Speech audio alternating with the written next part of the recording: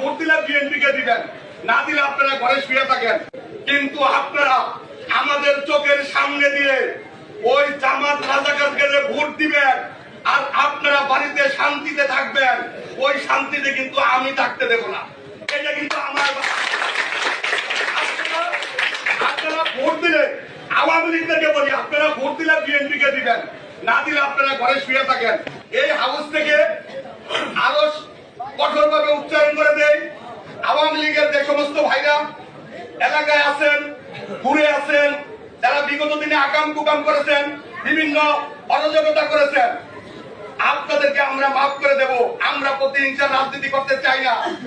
আপনারা এলাকায় থাকবেন, আপনারা চিন্তা করে দেখেন আগামীতে বিএনপি সরকার ক্ষমতায় আসতেছে, এলাকার স্বার্থে হইল, এলাকার উন্নয়নের স্বার্থে হইল, আপনাদের সুবিধা অসুবিধার জন্য হইল, আপনারা বিএনপির